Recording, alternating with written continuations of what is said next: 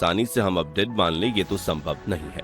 हालांकि चांद पर रात के समय में -238 डिग्री सेल्सियस तक तापमान गिर जाता है। ऐसे में फिर से सूर्योदय के बाद चंद्रयान का एक्टिव होना काफी मुश्किल है, लेकिन फिर भी इसरो ने हर भारतीय के मन में एक उम्मीद जगाई है। तो क्या है विक्रम लैंडर के 18 दिन तक सोने की ये नई कहानी, और 14 दिन बाद जब फिर से सूर्योदय होगा तो क्या चंद्रयान जाग उठेगा, और क्यों आखिरी बार सोने से पहले विक्रम ने भरी थी अचानक उड़ान। ये सब कुछ आज हम आपको बताएंगे, इसलिए वीडियो को बिना स्किप किए लास्ट तक जरूर देखिएगा। दोस्तों, इसरो ने जब चंद्रयान 3 मिशन का पूरा प्लान सार्वजनिक रूप से शेयर किया था तो सभी लोगों को लगा कि चांद के दक्षिणी ध्रुव में लैंड करने के बाद हमारा ये मिशन सिर्फ 14 दिन चलेगा, क्योंकि इसरो चांद पर अपना रिसर्च का काम सिर्फ 1 दिन में करने वाला था और एक लूनर डे पृथ्वी के 14 दिन के बराबर होता है। लेकिन अब इसरो ने हम सभी को और पूरी दुनिया को एक बार बहुत बड़ा सरप्राइज दे दिया है। जी हाँ, चंद्रयान 3 मिशन सिर्फ 14 दिन में खत्म नहीं होने वाला है, बल्कि अभी इसकी कहानी बाकी है।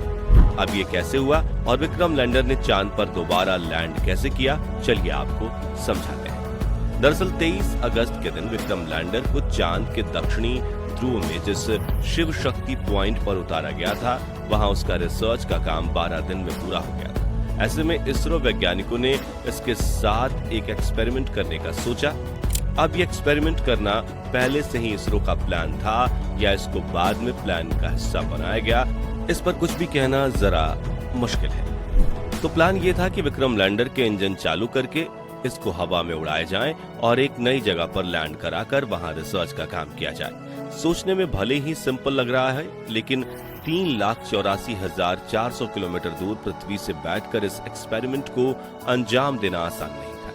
पर क्योंकि इस मिशन के सभी उद्देश्य पहले ही पूरे हो चुके थे, इसलिए इसरो को कुछ खोने का डर नहीं था। अगर ये एक्सपेरिमेंट काम नहीं भी करता, तब भी हमारा चंद्रयान 3 मिशन कामयाब ही माना जाता, क्योंकि ये एक्सपेरिमेंट मिशन के ओरिजिनल प्लान का हिस्सा नहीं था।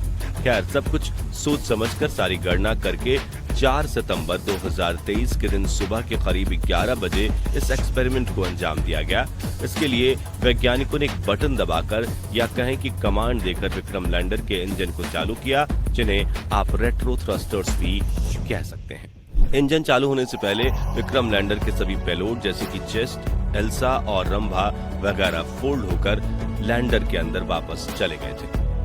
ये सब ऑटोमेटिक सिस्टम हमारे वैज्ञानिकों ने इस तरह से एक्सपेरिमेंट को ध्यान में रखकर ही बनाया था। तो इंजन ऑन होते ही विक्रम लैंडर हवा में करीब 40 सेंटीमीटर ऊपर उठा और थोड़ा सा आगे खिसक कर लगभग 30 सेंटीमीटर की दूरी पर इसने सॉफ्ट लैंडिंग कर लिया। इस तरह एक विक्रम लैंडर ने एक ही मिशन में 2 बार सॉफ्ट लैंड करने का अनोखा रिकॉर्ड बना दिया।